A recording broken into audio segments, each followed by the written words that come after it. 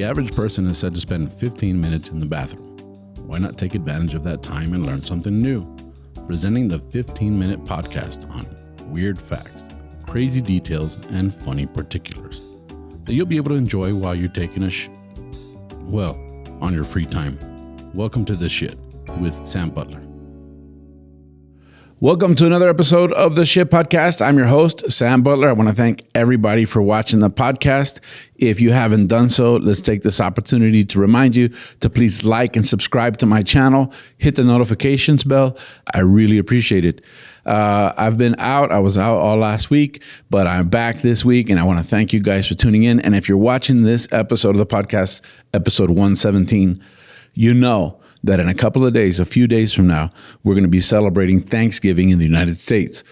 In the United States, it's one of the top holidays. Whereas in Latin America, where most of my viewership is, they don't really celebrate Thanksgiving except for the northern part of Mexico. It's very common here in Ciudad Juárez. It's almost as popular as it is in the United States. So I wanted to take this opportunity to talk about some weird Thanksgiving facts, some things that you might not know, even if you do celebrate Thanksgiving. These are things that I found that I thought were interesting. And I thought since you're going to be sitting around with your family, looking for something to do, this might be a great episode to watch. So please share it with your friends. But let's talk about Thanksgiving. First of all, what is Thanksgiving?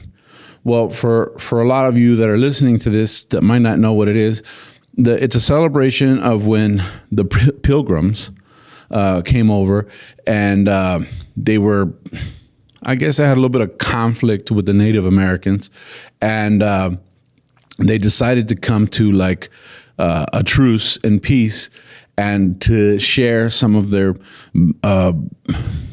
bountifulness. And it was a day to actually give thanks. So a lot of people don't know. A lot of people, if you do know, you know that the Pilgrims were Puritans. So in their religion, they were very strict, and they felt like they needed to actually have an official Thanksgiving Day, a day of giving thanks for all the things. And this was also the beginning of the winter. So they had to have a lot of their farming done. They had to have their cellars stocked up because they were getting ready to have a winter. Now, the first Thanksgiving was celebrated in 1621. And in the United States, it's a national holiday, but it didn't become one until 1863. Now, there was actually one president that decided that he did not want to endorse Thanksgiving, and that president was Thomas Jefferson. He felt that due to the Constitution, Thanksgiving was a celebration of the church, and therefore the church and state should be separate, which was pretty progressive thinking for his time. But Thomas Jefferson was the only president that did not want to observe Thanksgiving as a holiday. It was Abraham Lincoln, however, who made Thanksgiving a national holiday, and that was in 1863. Cool things. I don't know what your favorite part of Thanksgiving is, but in the United States, this time of year, everybody starts getting pumpkin spice everything. I mean, you name it. You can get pumpkin spice lattes. You can get pumpkin spice eggnog. You can get everything that's pumpkin themed.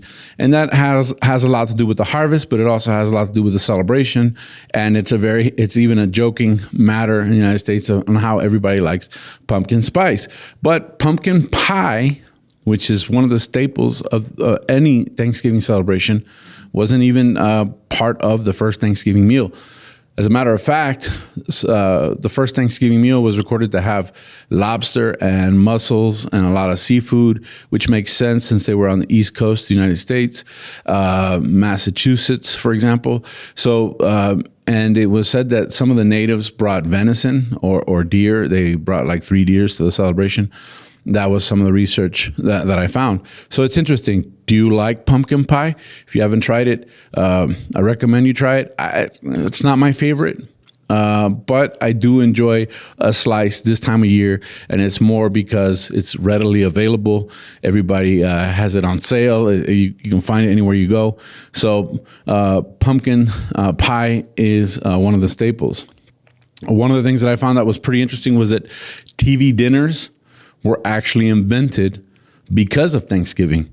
For y'all that might not know what a TV dinner is, here in the United States, well, here in Mexico, northern Mexico, United States, it's very common that you go to the supermarket and you buy a tray of previously prepared food that all you have to do is heat up. Now, back in the day, you'd heat it up in your oven because it came in aluminum trays, but in modern times, they put it in plastic trays and you actually put it in your microwave. Well, what happened was they ordered too many turkeys.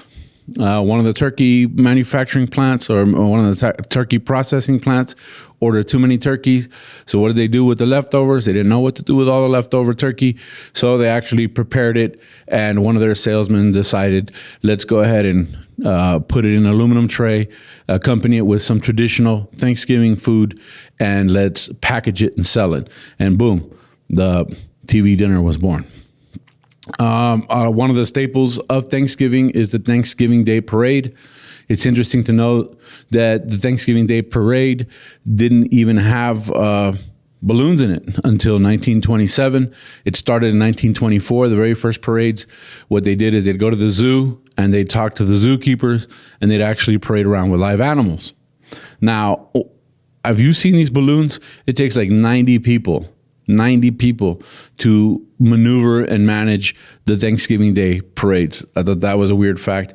And you know how they got the balloons down after they were done? They would just let them go. And they'd hope that somebody would rescue a balloon after it had deflated and came back to Earth. Macy's was actually offering a $50 reward for anybody who would bring in a balloon, which was pretty interesting. Let me see. Benjamin Franklin.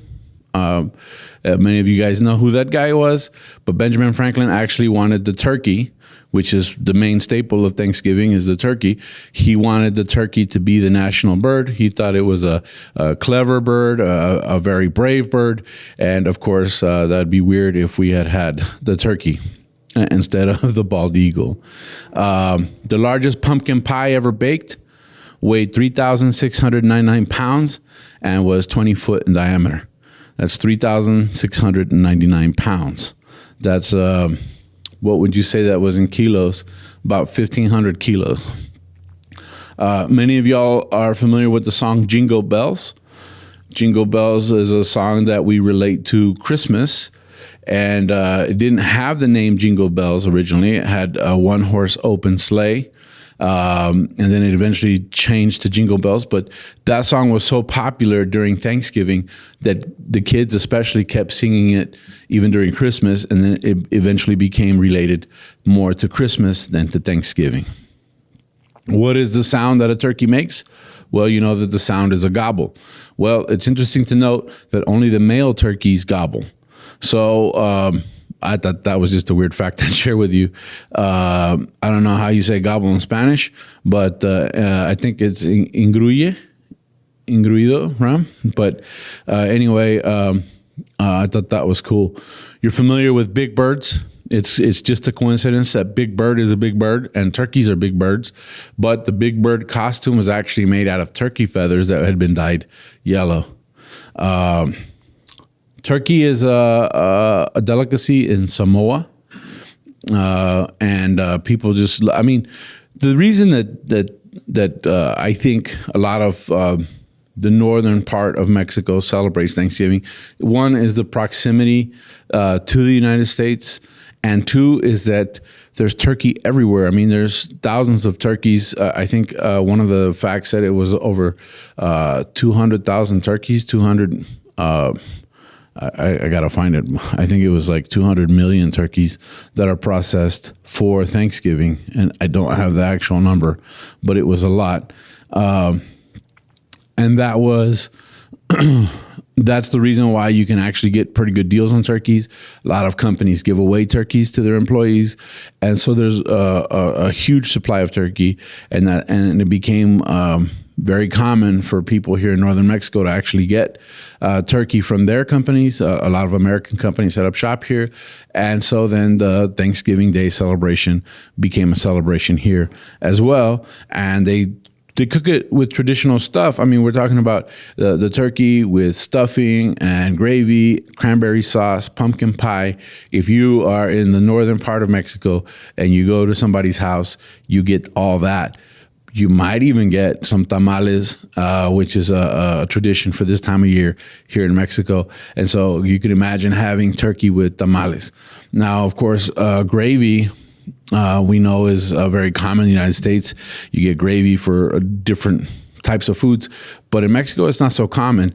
I was asking my friend Ram, who's my producer here in the studio, how you say gravy in Spanish, and he said, well, gravy, but we looked it up, and it actually is a type of sauce or salsa, which is kind of weird because you think of salsa as something spicy, but it's actually a sauce made from the broth that comes off the turkey in addition to some other ingredients like vegetables, and then it's made into a sauce. So that's how gravy is part of the tradition.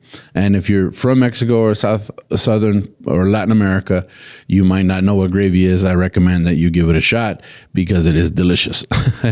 Every year, the president pardons a turkey. I thought that was pretty interesting.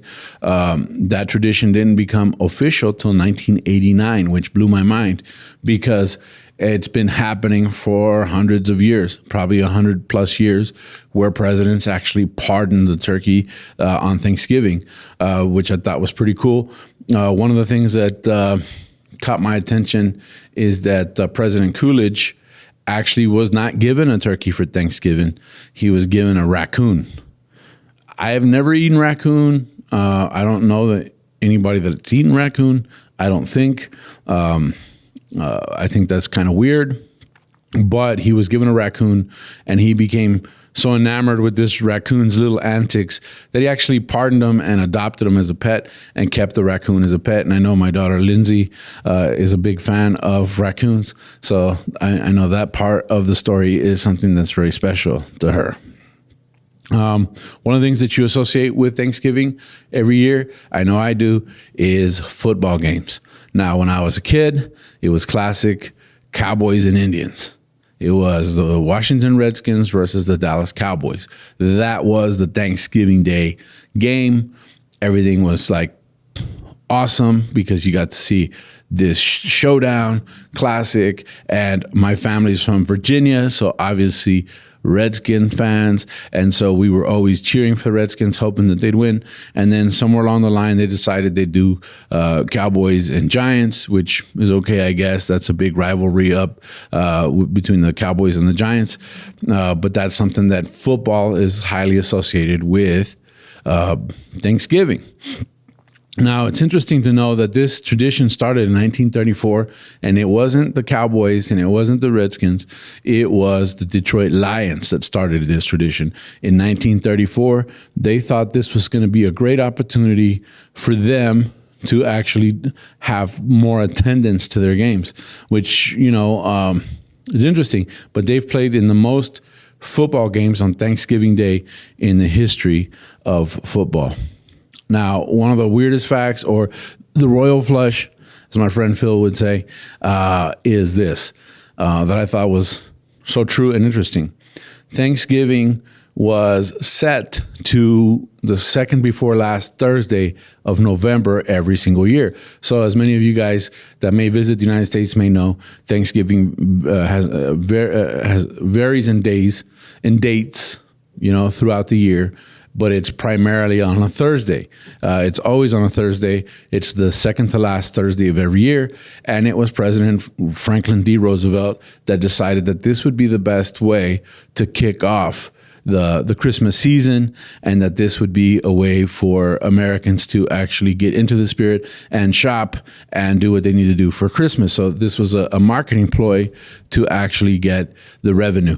We know this is true because we have Black Friday, and everybody knows that Black Friday is the day after Thanksgiving, and that's the day you get all the deals, which to me has become this ridiculous over commercialized thing. It has nothing to do with Thanksgiving, but it is the kickoff of the Christmas season. And we know that based on the Christmas season, we know how the economy is kind of doing. So if you think it's weird that Thanksgiving and Christmas are so close together. It's not a coincidence. It was set there by President Roosevelt. And at the time, he got criticized so much that he was even compared to Hitler for doing it.